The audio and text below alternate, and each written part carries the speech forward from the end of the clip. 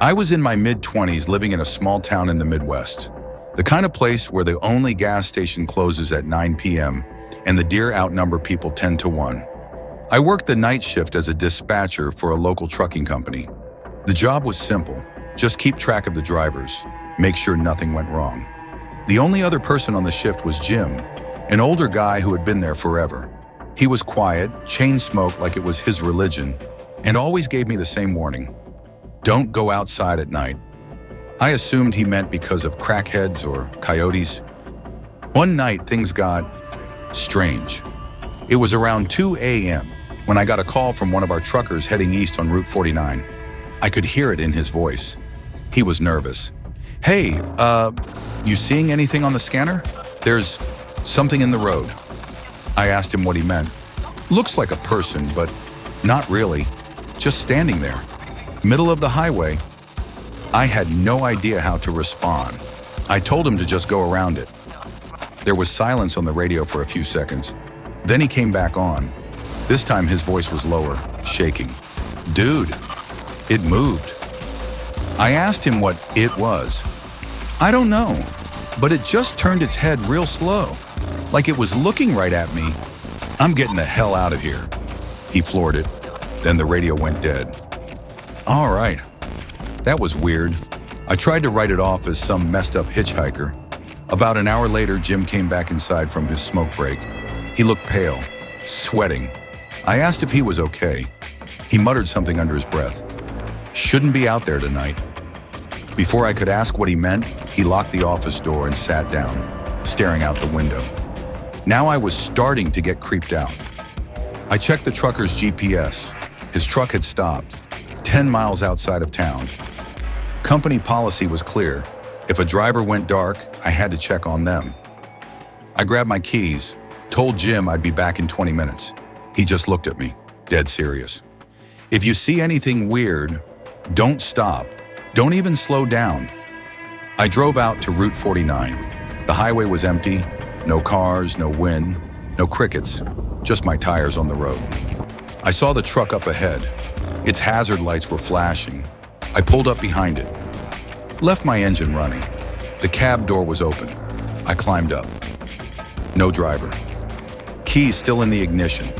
The radio was on, just hissing static. I grabbed my flashlight and looked around. On either side of the road, there were endless cornfields swaying in the breeze, but I didn't hear any wind. I didn't hear anything.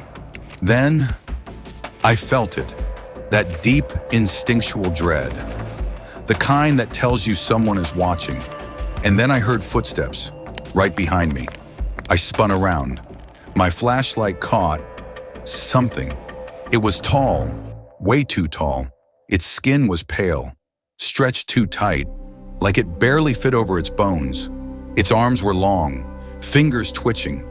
Its head tilted as it looked at me. Its eyes, there were no eyes, just empty holes deep in black, like looking into a tunnel with no end. Then it grinned, its mouth opened too wide, way too wide, and somehow I heard it whispering, but its lips didn't move. "You brought me another." That was enough for me. I slammed the truck door, threw it into reverse. Something slammed onto the hood. I saw its fingers clawing at the windshield. It was still grinning, whispering in 1,000 voices, "Stay, stay, stay." I floored it.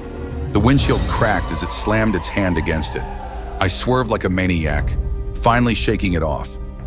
I didn't stop driving until I saw the town lights. When I got back to the office, I locked the doors. Jim didn't say anything. He just nodded, like he already knew. We sat in silence until my shift ended. The next day, I checked the GPS logs. The truck? Gone. No reports of a missing driver. No police reports. No news. Like he never existed. Jim quit that night. I put in my notice the next day. I've never driven down Route 49 again.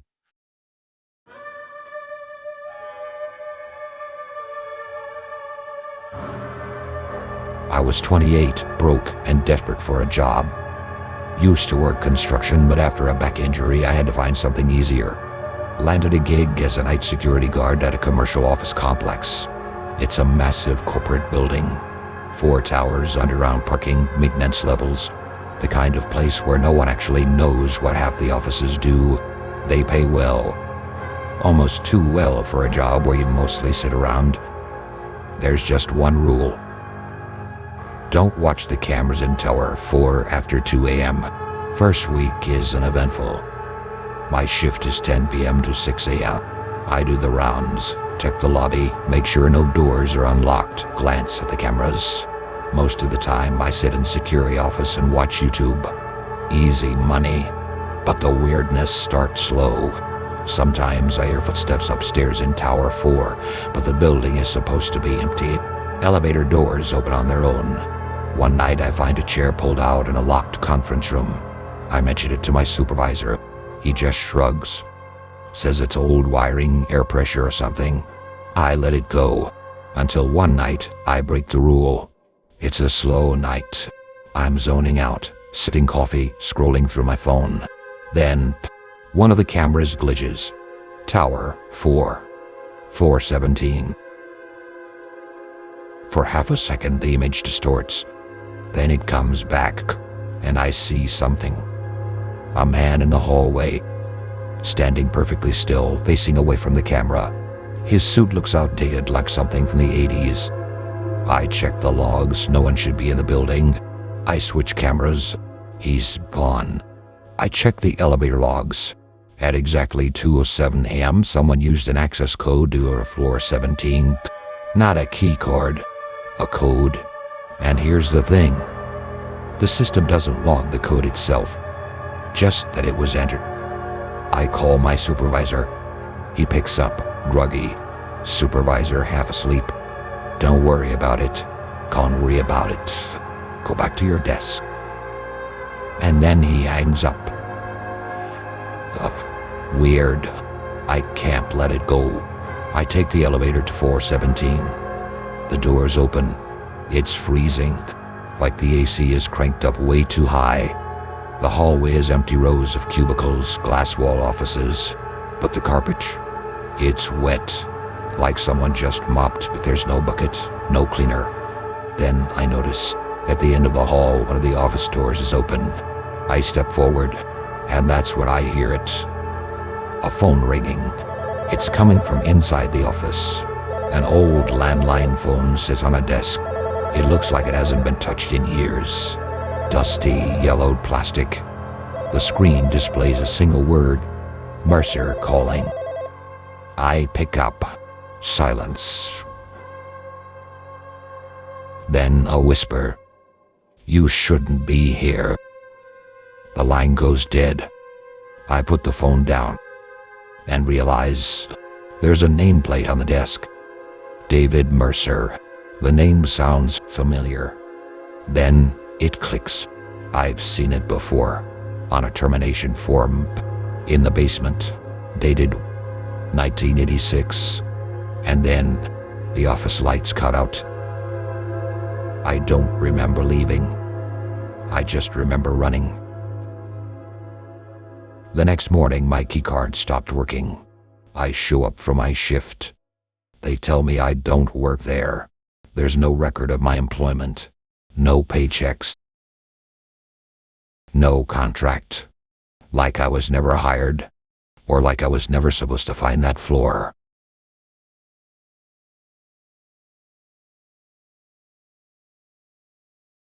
I was 25, stuck working the late shift at a small, empty gas station. Tiny place, just 2 pumps, a flickering neon sign, and a convenience store full of expired snacks. Not exactly a dream job, but hey, it pays rent. Coworker called in sick, so I'm alone tonight. Just me, the buzzing fluorescent lights, and the occasional tweaker looking for smokes. Almost closing time. Almost closing time. Been dead quiet for an hour. Then headlights. Car pulls in. Old sedan, probably 80s model. Paint's peeling, but the engine sounds smooth. Guy steps out. Tall. Very tall. Dressed in a dark coat, hands in his pockets. Doesn't go to the pump, just walks straight into the store. The door chime dings. Evening. Need help with anything? No response. Dude just walks the aisles, slow, deliberate. He's not looking at anything, just moving. Finally, he stops at the counter, sets down a single bottle of water. I ring him up. Screen shows $1.49. He reaches into his pocket and pulls out a $1 bill. Not crumpled, not old, just pristine, like it was printed an hour ago.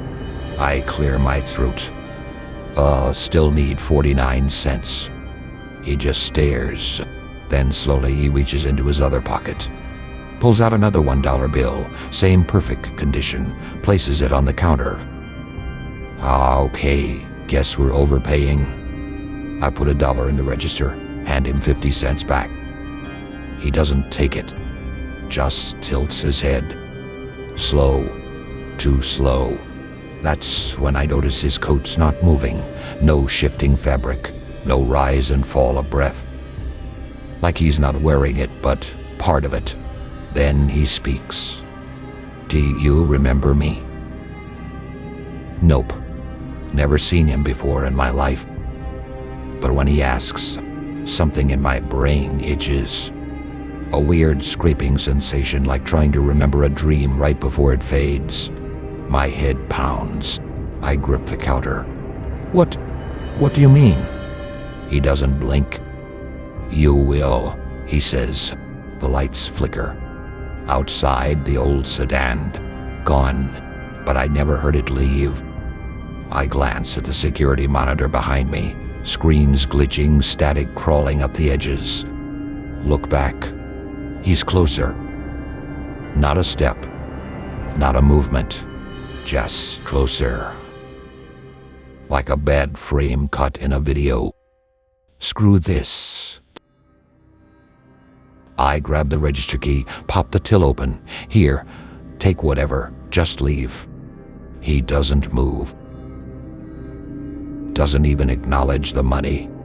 Just tilts his head the other way. Then the door chime dings. I turn. The door's wide open. Cold air rushes in. I spin back. He's gone. I check the cameras, rewind the tape. Watch myself standing at the counter, talking to no one. No car. No customer. Just me, ringing up nothing, handing change to empty air. I check the register. 2 pristine $1 bills still sitting there. I quit the next morning. Never went back. But sometimes late at night, I get this itch in my brain. Like there's something I should remember. Something waiting to be recalled. Something watching.